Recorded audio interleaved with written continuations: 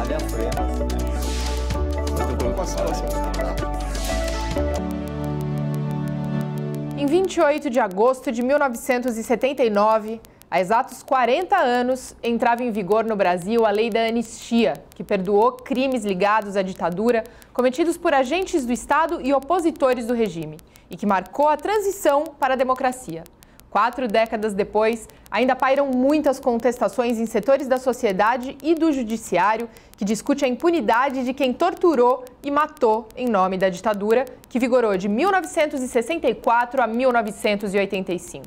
Para falar sobre este assunto, recebo Dom Ernesto, músico e empreendedor que viveu por 8 anos no exílio junto de sua família, teve seu pai e tios presos e torturados pelo sistema e veio compartilhar um pouco da sua história conosco no programa de hoje. Dom, muito obrigada. Eu que agradeço o convite. Além de agradecer, quero te parabenizar pelo tema, né, pela pauta tão importante. Eu falo muito que depois da redemocratização do país, a gente, enquanto sociedade, precisa discutir vários aspectos desse período e a Lei da Anistia é um deles. Então, quero te parabenizar e a direção aqui pela oportunidade de discutir aqui sobre a anistia. Obrigado. Sem dúvida. Muito obrigada. Agora, Dom, antes de mais nada, queria que, para que quem está assistindo o programa de casa entenda um pouco mais, antes da gente entrar nos meandros da anistia, da redemocratização e etc., você conte para a gente, compartilhe com a gente, na verdade, um pouquinho da sua história e da sua família. Bom, eu sou filho de pai mineiro, né, minha mãe carioca, a família do meu pai é de Muriaé, Minas Gerais, vieram para cá nos anos 50, especificamente para a região do ABC Paulista. Nesse período, meu pai e meus tios passaram a trabalhar nas metalúrgicas ali do ABC e automaticamente se envolveram, né, na luta sindical, né, com os sindicatos metalúrgicos lá do ABC. Com a renúncia do Jânio Quadros, a tensão política no país começou a ficar cada vez maior, com a posse, a não posse do João Goulart. Depois, né, dessa tensão, depois que o Jango assumiu, né, setores da sociedade se uniram, né, para fazer um embate antidemocrático, de sabotagem ao governo, etc., que culminou no golpe de 64, 31 de março, né, na noite de 31 de março de 64. Nesse período, meu pai já militava no movimento sindical e também no Partido Comunista do Brasil, ele e meus tios. Pós o golpe, muitas pessoas que militavam na política, nos movimentos sindicais, estudantil e etc., né, se organizaram para fazer a resistência ao regime militar. No caso do meu pai e meus tios e muitos outros companheiros, eles optaram pela luta armada. Meu pai fazia parte do PCdoB, o PCdoB tinha uma ala que se chamava Ala Vermelha, dessa ala que saíram os grupos, né, que acreditavam que a luta armada seria a melhor forma de resistência. Meu pai foi o fundador de um deles, que se chamava Movimento Revolucionário Tiradentes, né, nesse período, né, que durou o golpe militar, em 68, que houve o período de maior repressão, com o ato institucional número 5, né, a nossa vida virou, né, imagina, né, uma família que tem o pai como comandante revolucionário de uma organização. Em final de 69, meu pai e meus tios, eles tinham uma militância política, mas tinham a atividade, né, normal, trabalhavam e etc. No final de 69, eles acabaram, a identidade deles acabou sendo revelada num episódio que aconteceu aqui em São Paulo. E eles foram emboscados lá em São Bernardo, né, ocasião que todos os meus tios foram presos, meu pai baleado e acabou escapando. Meus tios ficaram presos de 69 até dezembro de 70, janeiro de 71, quando houve a ação dos grupos armados que sequestraram o embaixador suíço, e meus tios saíram, né, na troca do embaixador já comecinho de janeiro de 71. Em 5 de abril de 71, meu pai acabou sendo preso, torturado e depois de 3 dias acabou morrendo aqui em São Paulo também. A partir daí minha mãe foi presa uma semana depois, passou 30 dias presa. Na saída dela, a gente foi para o exílio, que meus tios já estavam lá no Chile. O Chile, na época, né, era o porto seguro dos refugiados políticos, não só do Brasil, mas... né, e em setembro de 73, houve o golpe militar no Chile, a gente estava lá, e aí a gente se refugiou na Embaixada da Argentina. Da Embaixada da Argentina, a gente foi para a Argentina. Na Argentina, a gente já em 74, meus dois tios, o Daniel e o Joel, desapareceram, são considerados desaparecidos políticos, estão na lista dos desaparecidos políticos, né? A partir daí, a gente acabou indo para a Europa, né, em 74, fomos a Portugal, depois França, e voltamos em 79 na lei da anistia, que hoje, coincidentemente, se completa 40 anos. Então, esse é um pouco do resumo, né, da nossa história. E meus tios, nós voltamos em 79, meus tios demoraram mais 2, 3 anos, o Jairo, que era o caçula, e o Derli, que é o mais velho, que são os únicos dois que ficaram vivos. Em resumo, é um pouco essa a nossa história, Mari. Dom, qual a importância da lei da anistia, especificamente para...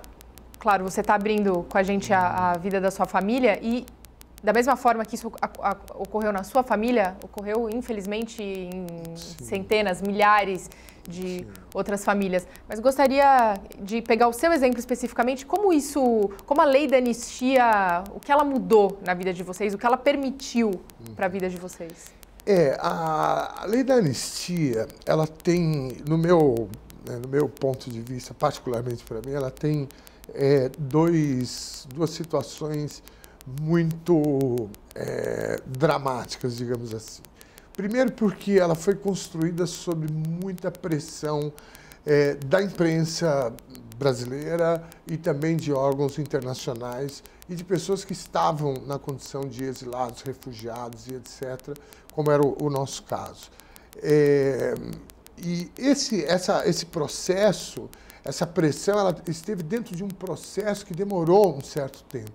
Então, para quem estava fora, no meu caso, que eu não conhecia o Brasil, eu saí daqui com 3 anos, a gente tinha uma expectativa muito grande de voltar ao Brasil. E tudo dependia da tal da lei da anistia, que toda semana tinha uma informação, vai sair o mês que vem, não é o ano que vem, e etc.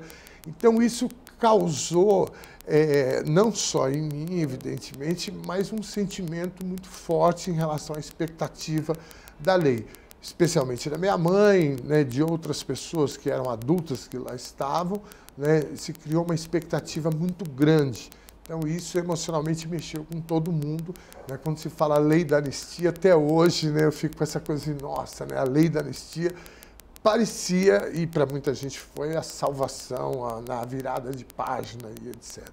Por um outro lado, depois que nós voltamos, Mário, logo quando a gente chegou no Brasil, ainda tinha uma efervescência muito grande por conta da lei da anistia. Logo em seguida se começou a campanha das diretas, da redemocratização de fato do país. Então a gente passou essa questão emocional de voltar ao Brasil, de conhecer as pessoas que a gente não conhecia, familiares, etc., e ver como é que o Brasil estava. No meu caso, que eu não conhecia o Brasil, só de história, né?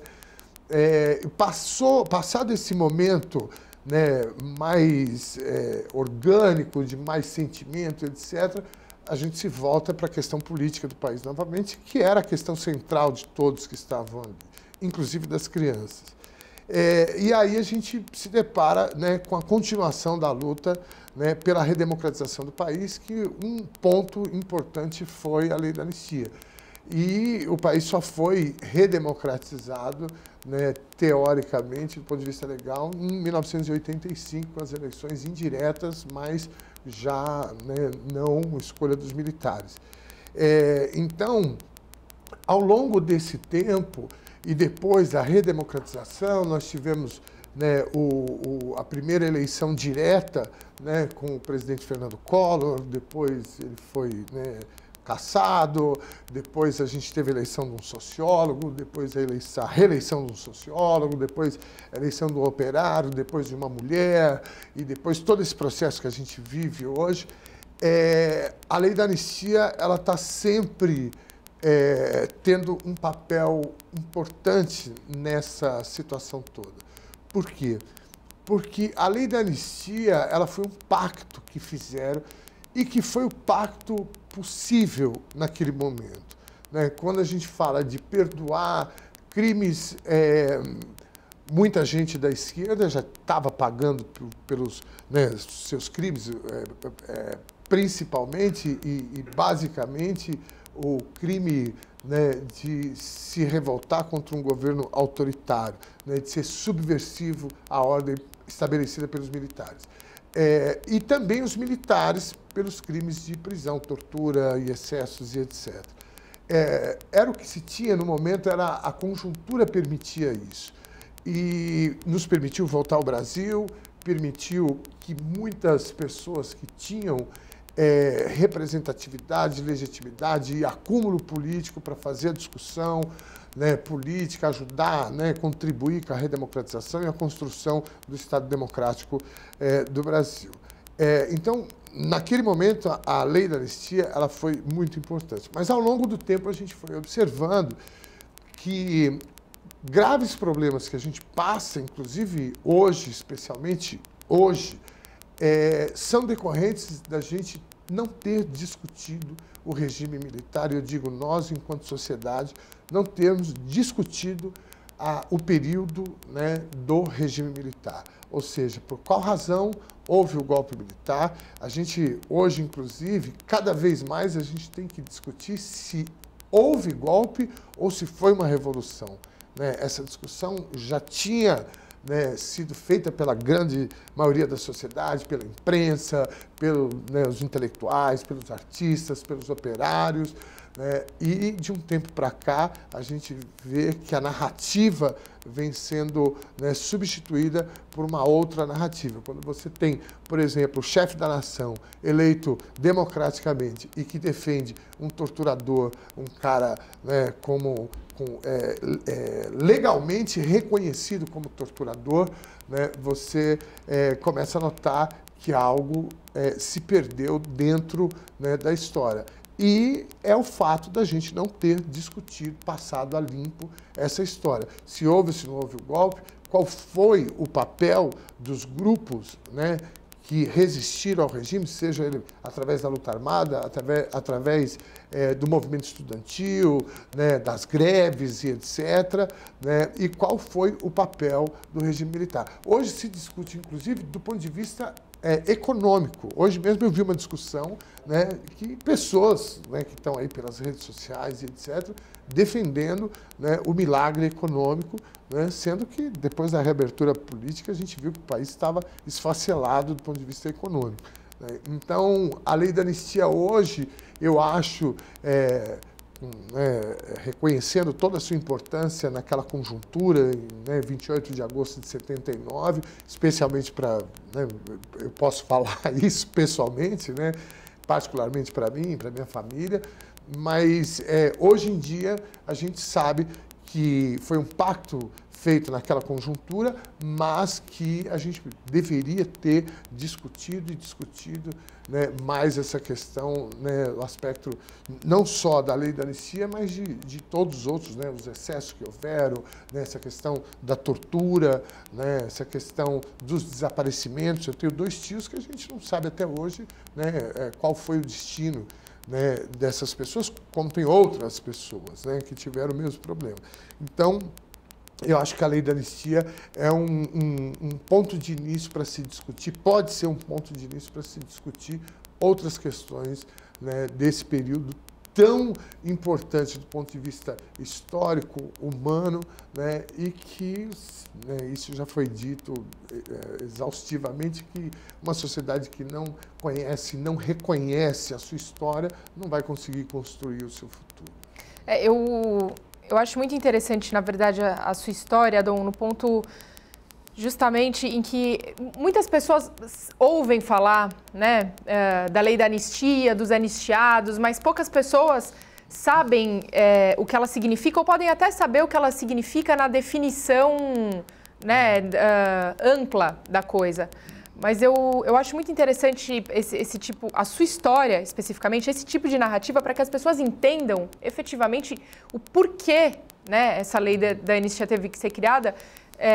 E aí queria que você, claro, se você me permitir, que você entrasse um pouco mais assim, em experiências suas de como foi efetivamente ter ficado. Você, especificamente, era pequeno, tinha 3 anos quando você foi, mas você já voltou, você já era maior.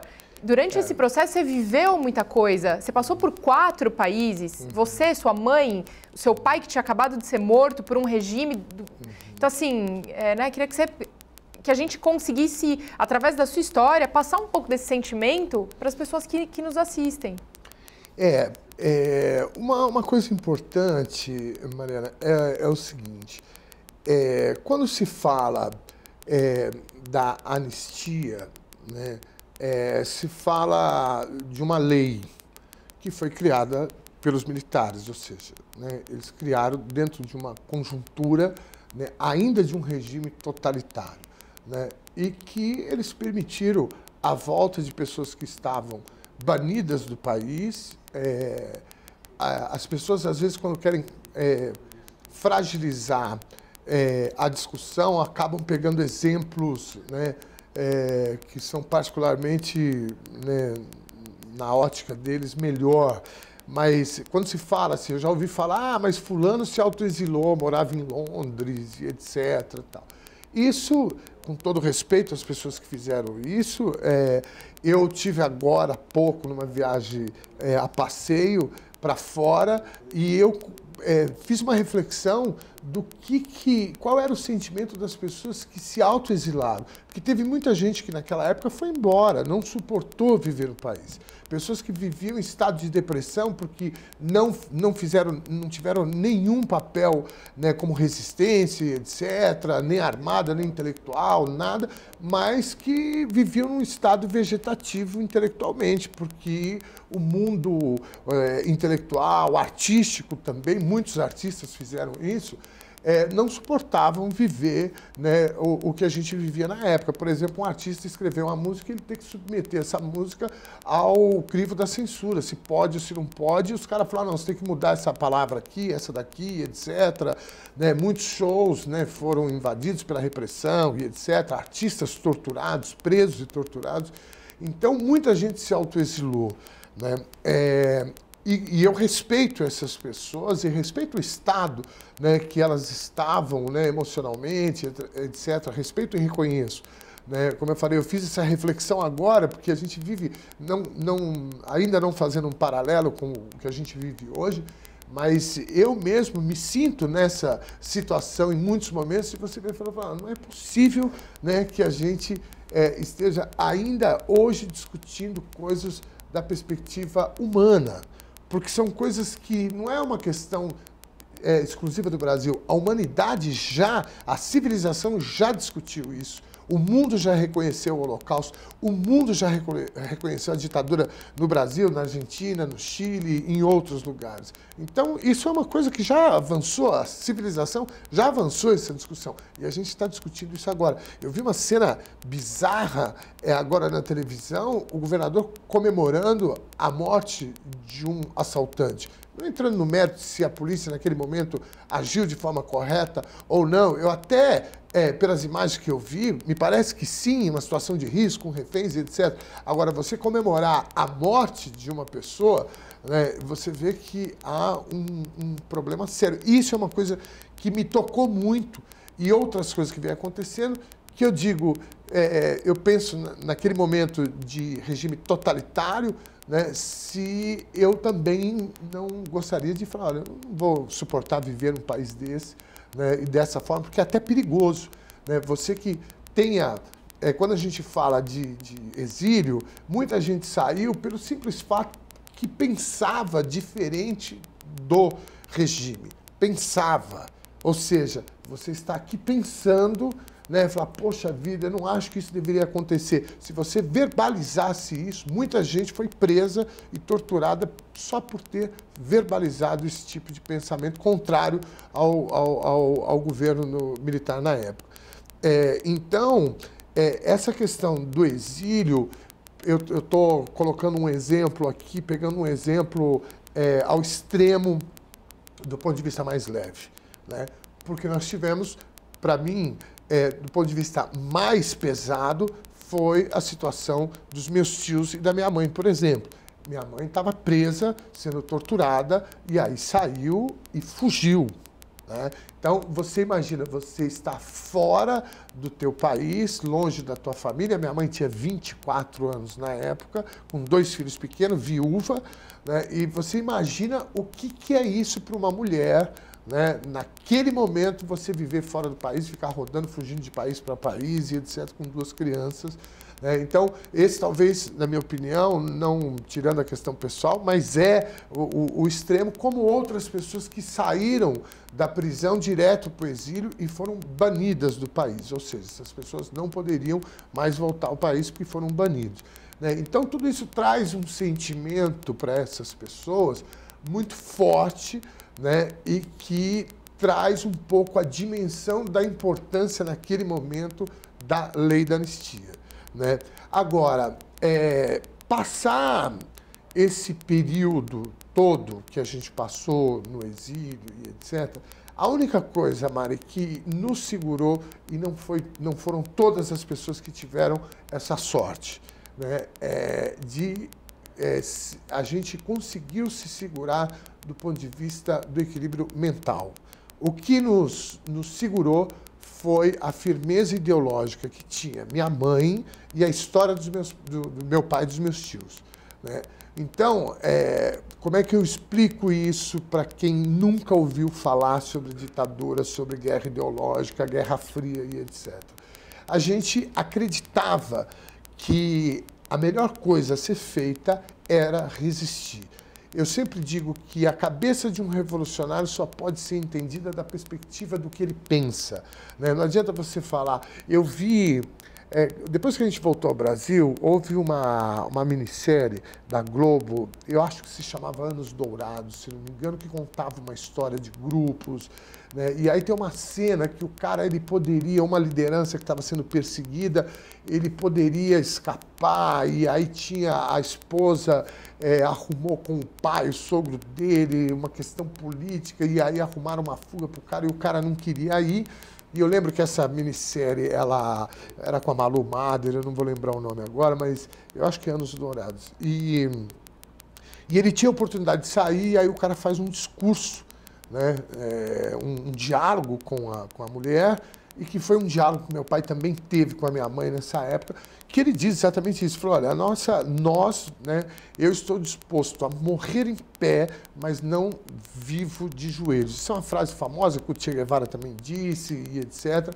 Mas isso é um conceito de vida que o cara coloca ali, né? Então, não adiantava a gente viver daquela forma. Era melhor, né, que os guerrilheiros pensavam dessa forma, que era melhor morrer em pé, combatendo, tentando fazer as mudanças que eram necessárias.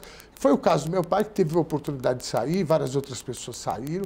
Foi o caso dos meus tios, que saíram na troca do embaixador e resolveram voltar, assumindo os riscos, e são considerados, eles são desaparecidos políticos, estão na lista oficial. Então, esse exemplo de história de firmeza ideológica foi o que nos segurou emocionalmente e mentalmente durante esses anos todos. E também justifica um pouco a vontade de voltar, porque muita gente dizia e disse, e continuam dizendo, pô, mas por que vocês foram voltar, né? Vocês estavam na Europa, vocês podiam ter seguido a vida e etc. E tal. Mas, além... No meu ponto de vista, particularmente, querer conhecer o Brasil, que eu não conhecia, os parentes, enfim, que a gente vivia isolado, né?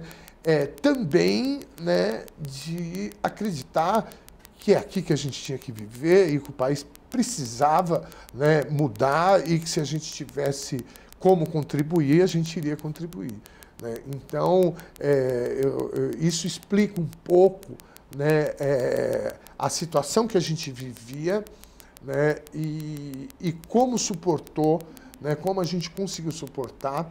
E aí eu vou abrir um parênteses aqui, que isso, infelizmente, foi exclusividade de pouca gente. Teve muita gente que teve problemas com bebidas, que não se recuperou psicologicamente das torturas e etc. A gente tem o caso famoso do Frei Tito, que se enforcou na França. mas existem centenas de outros exemplos de pessoas que não suportaram emocionalmente, né, e mentalmente esse processo aí. Mas foi um processo que, visto dessa perspectiva ideológica e da importância do que se pensava, né, do que o meu pai pensava, o que ele tinha dentro da cabeça, os valores que ele defendia, ele, minha mãe, meus tios e tantas outras pessoas, enxergar esse valor, né, enxergar esses valores, né, nos fez passar por esse período de uma forma, eu diria, muito honrosa, né? E hoje eu me sinto assim, tenho muito orgulho de ser filho de quem eu sou, muito orgulho da história da minha mãe, dos meus tios e de centenas de companheiros e pessoas que passaram o mesmo processo que a gente passou.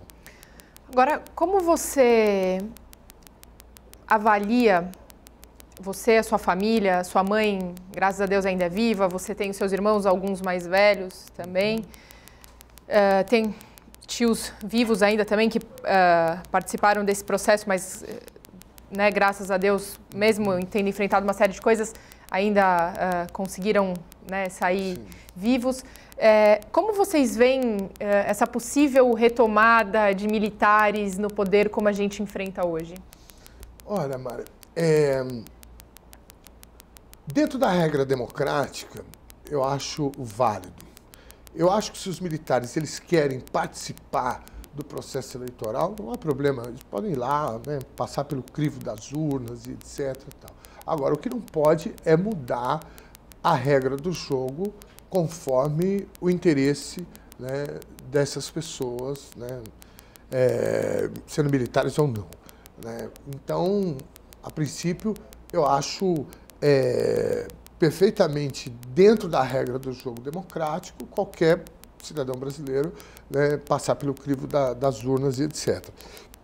O grande problema, a grande diferença em relação ao momento de 64 é que eles tomaram o poder à força. Né? Hoje se fala muito do processo que se deu agora na eleição, né, para presidente, fake news, etc. Mas tudo isso são problemas que o Estado democrático tem que resolver. As instituições têm que ser cada vez mais, estarem cada vez mais fortes, né? Ou seja, imprensa livre, o judiciário, o legislativo, o executivo e a sociedade organizada como um todo. Respeitando as regras democráticas, eu não vejo problema nenhum. Essas questões que foram colocadas, eu acho que o Estado de Direito precisa dar conta. O presidente atual, quando no processo de impeachment, quando ele fez aquela fala que ele enalteceu o torturador, legalmente reconhecido, oficialmente reconhecido como torturador e etc., fora todo o trabalho, né, que a Comissão da Verdade fez e etc., de investigação, é a história que diz. Quando ele fez aquela fala, ele deveria ter saído do plenário preso, do ponto de vista do Estado democrático, porque é crime o que ele fez. Então, eu já ouvi que a pior forma de governo é o Estado democrático, mas é melhor do que todos os outros. E eu penso um pouco assim, porque o Estado democrático, a democracia, ela precisa amadurecer. É um processo que a sociedade vai passando, e a gente precisa estar atento ao perfil de governo que a gente escolhe para saber se aquele governo ele vai trabalhar pelo amadurecimento do Estado democrático e o reforço das instituições, sejam elas, né, o judiciário, essas que eu citei aqui, a imprensa e etc., né, ou se ele vai trabalhar contra. E aí é uma questão, né, contraditória, porque a própria sociedade que escolhe isso tem o dever de escolher isso e em alguns momentos, eu vi nesse processo eleitoral agora, no último, com mais força, mas eu já tinha acompanhado isso na reeleição da Dilma, na eleição da Dilma e depois na reeleição, não lembro se na eleição ou reeleição do Lula, eu vi essa situação. Mas eu já ouvia pessoas pedindo a volta do regime militar e etc., que é uma diferença, você votar no militar ou pedir a volta do militar através de uma intervenção, ou um golpe, ou qual o nome que se queira dar a isso. Então, eu acho que esse processo democrático, ele precisa de um amadurecimento, e é aí que passa essa discussão da gente resgatar a história e entender um pouco a história. O que eu vejo hoje com muita preocupação é que setores do governo, inclusive o próprio presidente da República, em alguns momentos, como esse caso que eu citei agora, mas em alguns casos as pessoas trabalhando e falando coisas de que os militares do regime totalitário é melhor e etc, etc. Então, eu acho que o X da questão aí é a gente acreditar na democracia, fortalecer as instituições, a gente passa um processo, agora estão vindo à tona aí de uma forma legal ou não, mas como disse o próprio ministro, hoje ministro da Justiça, o que importa é o que tem lá dentro, e a gente está vendo como se portavam os procuradores federais. Isso é uma coisa que a sociedade brasileira vai ter que discutir. A gente vai ter que discutir o judiciário, a gente já vem discutindo. Antigamente não se falava sobre o judiciário, o STF era uma coisa, uma entidade que as pessoas mal, hoje assim, as pessoas sabem o nome dos juízes, discutem, etc. Então, assim, do ponto de vista histórico, eu acho que o Brasil ele vem passando por processos cada vez mais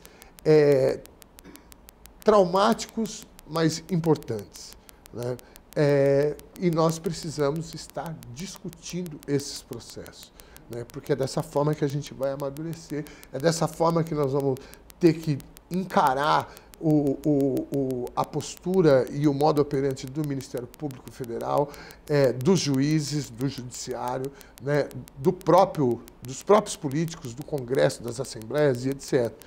É dessa forma, e criando sempre mecanismo de transparência para a sociedade poder cada vez mais ter informação e ela fazer a opção dela, por qual tendência política, do ponto de vista econômico e etc., mas os princípios democráticos têm que ser respeitados.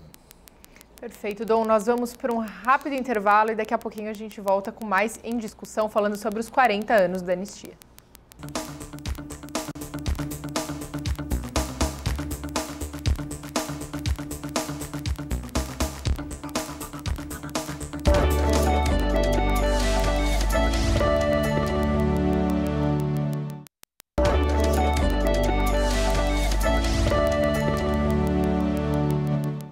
Muito bem, nós estamos de volta com o segundo bloco do programa Em Discussão e o tema de hoje é 40 anos da anistia. Para falar sobre esse tema, tenho o prazer de receber Dom Ernesto aqui nos nossos estúdios. Dom, mais uma vez, muito obrigada por estar aqui compartilhando sua história e seu ponto de vista.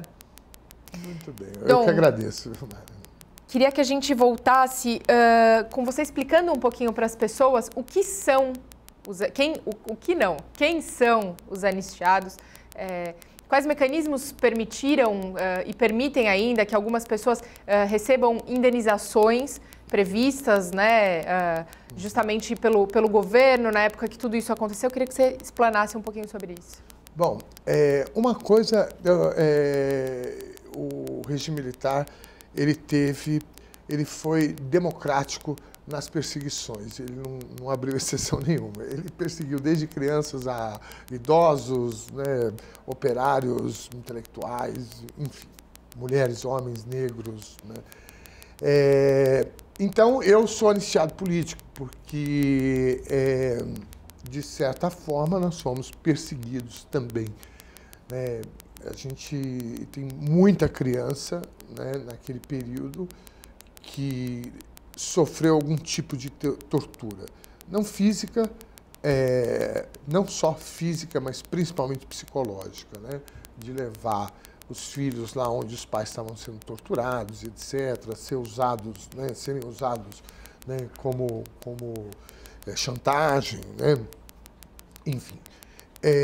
Então, toda pessoa que recebeu comprovadamente perseguição pela questão política, né, o governo, em 1996, com o presidente Fernando Henrique, reconheceu que essas pessoas deveriam primeiro, serem anistiadas, né, e serem recompensadas, reparadas economicamente, com teto de R$100 e poucos mil, alguma coisa assim, 112 mil, alguma coisa.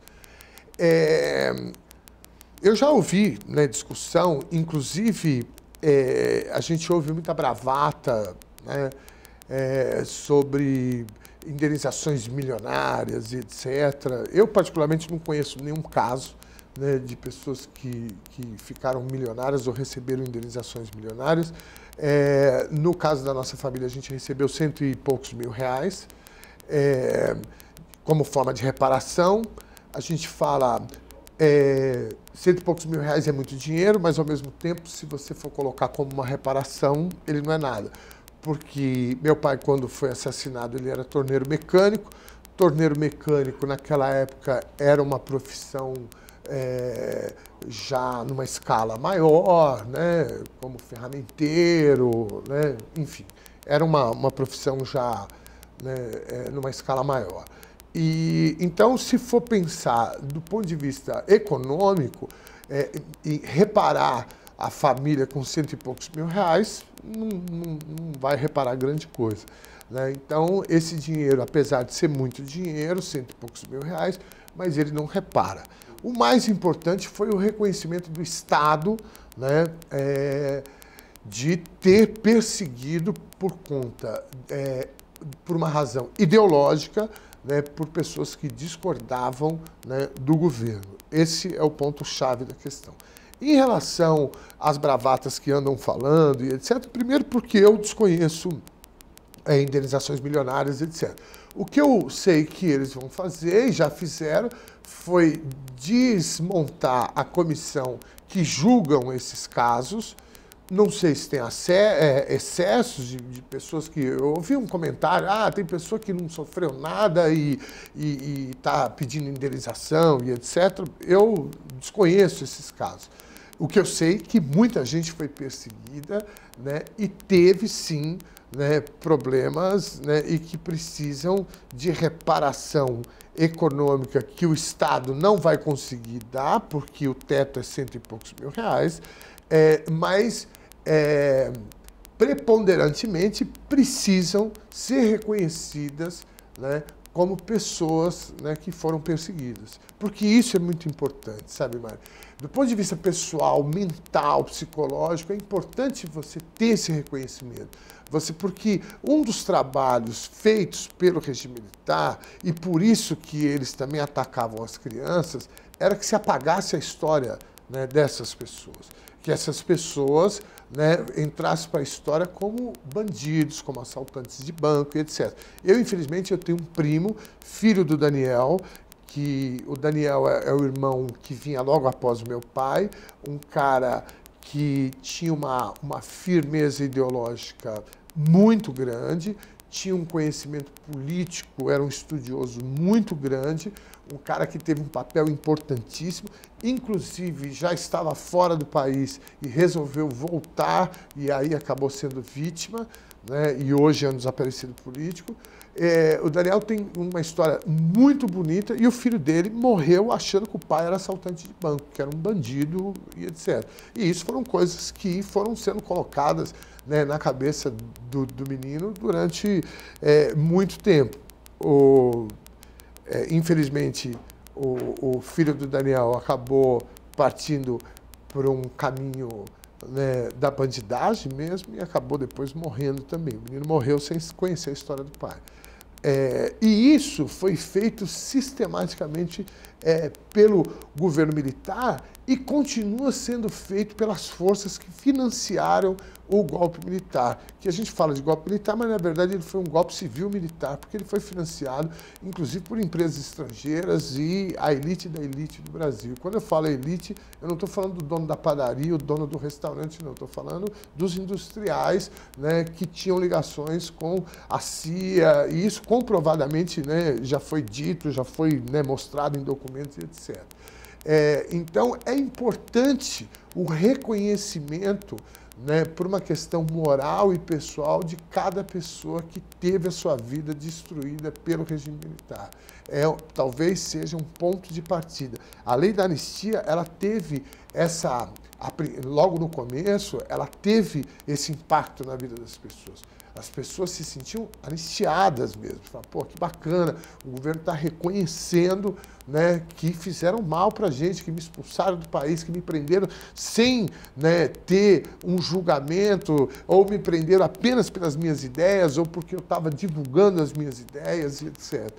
Então, da mesma forma que a lei da anistia trouxe esse sentimento, que ele é muito importante para você reconstruir a tua vida, a reparação econômica, ela, evidentemente, eu te falo, eu conheço várias pessoas que tiveram reparação econômica como a gente e que, assim, a vida economicamente da pessoa não mudou nada. Tem um que ele pegou o dinheiro, escreveu um livro e gastou tudo, né? Pedro e os Lobos, aliás, é uma dica ótima de literatura, mas enfim, eu acho que essas bravatas aí, né, de que vamos rever, como se houvesse uma caixa preta sobre isso, né, eu não acredito nisso, né, enfim. E acho importante, sim, que qualquer governo que preze o Estado democrático, que qualquer governo eleito pelo Estado democrático, pelas vias democráticas, com todas as suas contradições ou não, como primeira ordem, precisa ajudar no amadurecimento do Estado democrático. Você comentou agora sobre o livro Pedro e o Lobo. Pedro e os Lobos. Pedro e os Lobos, que foi onde conta parte da história da sua família, né? Na verdade, ele tem uma narrativa muito interessante, que ele faz a narrativa da perspectiva de um guerrilheiro urbano, e com fatos reais. Então tem uma passagem, né, um capítulo que fala um pouco sobre o meu pai, né, especificamente meu pai, mas também no decorrer do livro fala dos meus tios, de algumas situações que os personagens se encontraram e tal. É uma ótima dica para quem quiser entender um pouco, né? Eu sempre falei isso, que para você entender as ações e as atitudes de um guerrilheiro, você precisa olhar, né, a partir da perspectiva dos valores que essas pessoas, né, defendem. E eu estou ansioso agora pelo lançamento do filme do Marighella, né? Sem dúvida. Agora, Dom, aproveitando que a gente entrou nesse tema de cultura, né, livro, filmes e etc., toda essa história, né, pesada até de se contar e se reviver e se falar, ela acabou tendo um desdobramento bom, especificamente na sua vida, inclusive do ponto de vista profissional. Você se tornou um músico. Sim. E hoje usa dessa forma de arte justamente como forma de resistência. Eu, assim, ainda falando sobre o exílio, ter sido exilado, eu já falei isso aqui, eu tenho orgulho dessa história toda. Tem se você olhar da perspectiva pessoal, é muito triste, porque perder um pai com 3 anos de idade, ter a mãe presa, etc., né? Enfim, os meus tios e amigos, etc., é muito triste, mas do ponto de vista político é uma coisa que eu tenho orgulho. O período do exílio, ele foi carregado, Mari, não poderia ser diferente, de muita emoção. Minha avó, que eu não conhecia, foi visitar a gente, isso é uma coisa que eu não esqueço. A relação com os meus tios que depois desapareceram, né, o cuidado que eles tinham com a gente, porque meu pai tinha acabado de morrer, então a gente era órfão de pai, né, então tinha uma relação muito bacana com todos os meus tios, né, os 2 que estão vivos, os outros 2 que acabaram morrendo depois. Meu avô paterno vendeu a casa aqui em São Paulo, no ABC Paulista, lá em São Bernardo, e se mandou para o Chile para morar lá com a gente. Então, assim, é uma história muito bonita e carregada de sentimentos bacanas. O período da discussão da lei da anistia causou um sentimento de muita positividade nas pessoas que estavam lá. Todo mundo queria voltar ao Brasil, então assim, a gente recebia discos, né, lançamento do disco do Chico, do Gil, do Toquinho, e tinha muito artista no meio, as pessoas tocavam violão, tinha um sarau, era uma coisa muito... E isso foi me despertando desde criança, ver as pessoas tocando e cantando. Minha mãe é uma excelente cantora e sempre cantou de uma forma muito, do ponto de vista emocional, muito forte, além de tecnicamente ser uma excelente cantora. E isso sempre me comoveu muito, emocionalmente, né? E quando eu cheguei ao Brasil, eu fui numa festa de 1º de maio, e estava Gonzaguinha, Simone, e foi uma festa, e eu vi o impacto que a música trazia para as pessoas que estavam aqui no Brasil também, que era um tipo de pessoa, um perfil de pessoas que eu não conhecia. Porque o exilado político, ele tem como todo, né, grupo, ele tem uma característica, né, própria. Né? Primeiro, uma saudade do Brasil enorme, né? E aí você falar de feijão preto, as pessoas falavam de feijão preto para mim, eu falava, nossa, troço deve ser uma delícia, né? O Chico fez uma música Tô Voltando, aliás, gravou uma música Tô Voltando, que a Simone também gravou, e que ela fala um pouco de coisas que eu ouvi, eu falava, nossa, eu acho que tinha 11 anos de idade, já queria tomar uma cerveja Brahma, porque o cara falava isso na música. Então, assim, e eu comecei a enxergar que a música, a arte, tinha um papel muito importante na vida das pessoas, como teve na minha e nas pessoas que estavam, né, na mesma condição que a gente no exílio. E depois que eu voltei ao Brasil, eu continuei vendo isso.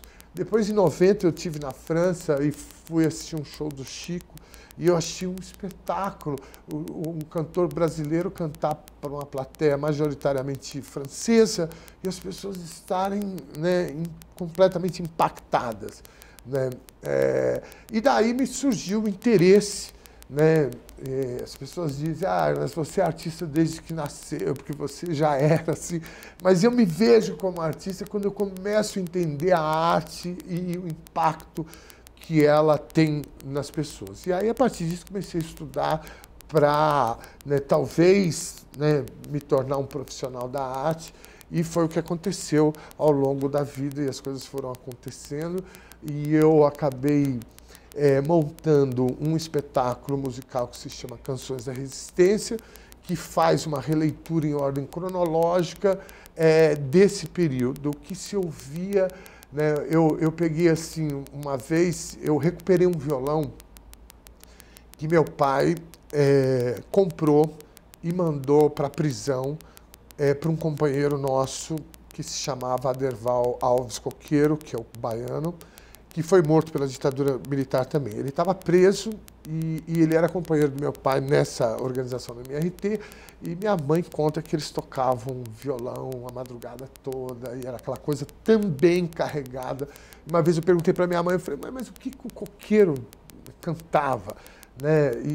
E aí ela me falou de uma música do Gonzagão, né, que conta, e o Coqueiro era baiano, e o cara conta, né, que, né, ele precisa ir embora do sertão, né, e ele vai para a cidade grande, que quando ele voltar, Rosinha me espera e tal.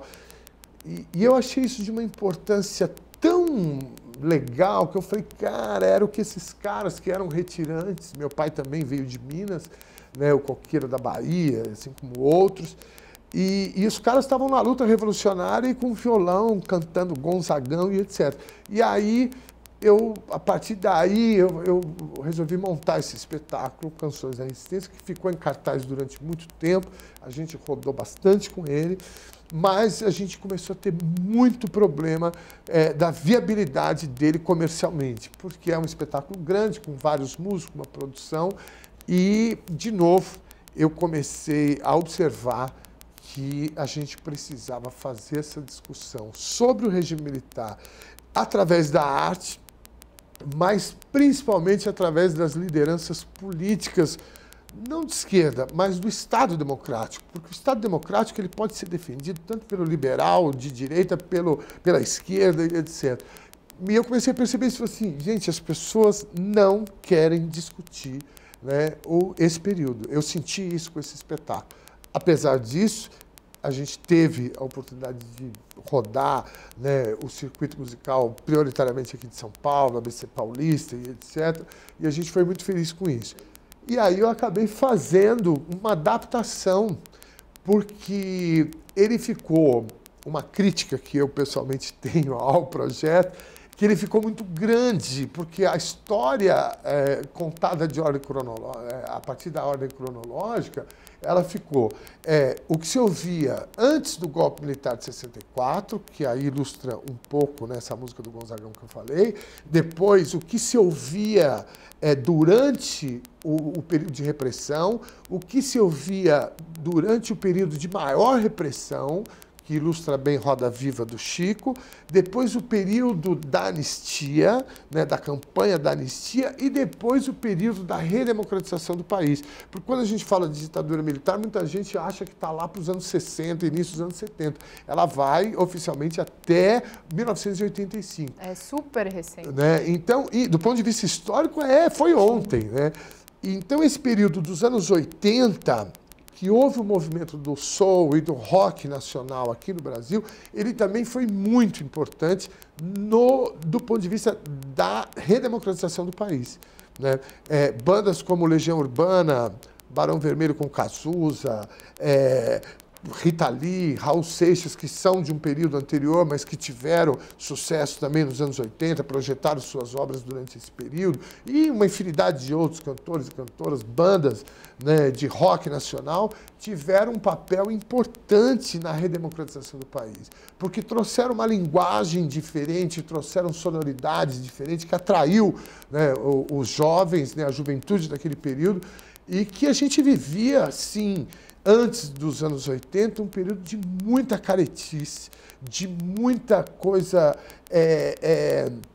que não falava nada, né, que não dizia nada, que não tinha representatividade, que os jovens não se enxergavam. Talvez um resquício ainda, né? Sim, e que foi proposital, isso foi uma ação de governo, né, não foi uma coisa proposital. Tanto é que os grandes artistas que poderiam e produziram, mas que foram censurados, eles estavam aí, Gil, Caetano, ele tem uma infinidade. Eu estava falando esses dias agora, até o Odair José, né, um cantor romântico pop, teve sua importância também nesse período. Então, assim, a gente vivia um período de muita caretice, de muita repressão, e que o rock dos anos 80, ele rompeu isso e acabou atingindo a grande massa através da mídia. Eu lembro que a Blitz lançou um clipe num domingo no Fantástico, que era uma novidade também, clipes e tal, e a música estourou no Brasil inteiro. Na segunda-feira estava tocando em todas as rádios do Brasil e abriu a porta para Barão Vermelho, Lulu Santos, que em 1985, o Lulu Santos no Rock in Rio, por exemplo, cantou Eu Vejo a Vida Melhor no Futuro. Era uma mensagem muito forte nessa época. Mesmo o Cazuza, que cantou Pro Dia Nascer Feliz, logo após a morte do Tancredo, e também teve um impacto grande. Então eu, do ponto de vista artístico, acabei fazendo uma adaptação do Canções da Resistência e a gente enxugou para esse período aí. E eu digo, felizmente, do ponto de vista de quantidade de trabalho, mas, infelizmente, do ponto de vista da qualidade, a gente tem se dado bem com isso. A gente tem conseguido trabalhar e mostrar os shows. As pessoas, às vezes, né, contratam o show por ser uma coisa pop, etc., depois tem uma surpresa grande que dentro dessa história, né, tem aí uma questão pedagógica importante para o país, que foi o papel desse pessoal nesses anos. Muitos artistas acabaram usando um termo chulo, mas importante, que ilustra bem, que era um termo que se usava nos anos 60, 70. Muitos artistas dos anos 80 acabaram desbundando, né, e se voltando um pouco para outras questões. Mas eu ando acompanhando a imprensa e parece que alguns estão voltando aí novamente a ter um discurso mais progressista. Agora, Dom, a gente está nos minutos finais do nosso programa, infelizmente. Eu gostaria que você deixasse uma mensagem para os jovens, para essas novas gerações que só ouviram falar de ditadura, anistia, repressão e tudo mais, e que talvez hoje, né, estejam adotando, algumas pessoas ou não, um discurso talvez um pouco inflamado, né? A gente deixar ódio e toda essa questão de lado, né? Sim. Então, gostaria que você deixasse uma mensagem, você que é uma memória viva desse período, né? Olha, Mari, eu acho o seguinte, a política, ela é a única ferramenta eficiente na transformação da sociedade. Não tem como fugir. Nós não podemos criminalizar a política. Através da política, a gente consegue mudar a vida das pessoas, a sociedade, a nossa rua, o nosso bairro, a escola, né? Enfim. Então, a política, ela precisa, óbvio que dentro da política, como em qualquer setor, a gente tem a banda má, vamos dizer assim. E o Estado democrático, ele é sustentado pela política, e é através da política que a gente consegue ter cada vez mais um equilíbrio das instituições e o fortalecimento das instituições. Quem nunca teve sede não sabe a falta que faz um copo de água. Então, essa coisa das pessoas, eu vi na campanha, inclusive eu vi memes engraçados das pessoas pedindo a volta do regime militar e etc. Tem até um VTzinho, um vídeo que rola na internet, o cara está na Paulista pedindo intervenção militar, ele está com um ônibus lá, todo pintado e etc. Ele está ali no meio, de repente chega um policial militar, fala, o senhor vai ter que tirar o ônibus daí agora, senão o senhor vai ser preso. Né? Então, assim, essas contradições que a gente precisa estar atento, porque, como eu falei, quem nunca teve sede não sabe o valor de um copo d'água. Então, o Estado democrático, ele precisa ser respeitado e as instituições cada vez mais, né, serem fortalecidas. O nosso desafio é enxergar nas propostas dos políticos quem, né, fez mais pela transparência dos governos e o fortalecimento, né, das instâncias, né, seja ela a Polícia Federal, o Judiciário, o Legislativo e etc. Eu acho que o grande desafio da juventude é esse, né, as pessoas conseguirem fazer a leitura política correta das propostas e aí sim escolher, né, usar o que a gente tem de mais valioso, que é o voto, a gente ir lá escolher os nossos candidatos. O Brasil nunca passou por uma discussão ideológica. Eu morei muito tempo fora e eu sempre falo isso. É engraçado, eu achava engraçado e trágico, né? Aqui a gente não discute política. As pessoas discutem política como futebol, na gozação e etc. E a gente precisaria de um debate ideológico amplamente feito na sociedade. E, de uma forma ou de outra, isso vem ocorrendo agora, quando a gente aparece aí né, uma veia fascista, né, pessoas querendo, né, acabar com as minorias, a pena de morte, etc. Tudo isso são discussões ideológicas que o Brasil precisa passar para saber escolher, né, não votar naquele que é mais legal, mais bonito, ou que me deu uma bola de futebol ou algo parecido. Perfeito. Dom, mais uma vez, muito obrigada pela sua presença, muito obrigada por compartilhar com a gente toda a sua história e que é muito carregada, né? Muito carregada de emoção e também muito carregada da história desse país, que é muito importante agora no finalzinho do mês de agosto, onde é um mês muito marcado, onde tem muitos eventos, né, que se fala a respeito da anistia, justamente por conta da data que a gente falou, abriu o programa falando sobre isso. Então, muito obrigada por vir representar todo esse histórico do nosso país. Eu que agradeço. Isso aqui é mais, né, um espaço, né, que se a gente não tivesse o Estado Democrático, a gente não teria, né? A Assembleia tendo aqui um canal que fala direto com o público. Parabenizar vocês aí mais uma vez aí pela ideia da pauta e também agradecer pelo convite. Muito obrigada. E se você quiser rever esse e outros programas, é só acessar no nosso canal do YouTube. Muito obrigada pela sua audiência até aqui e até breve.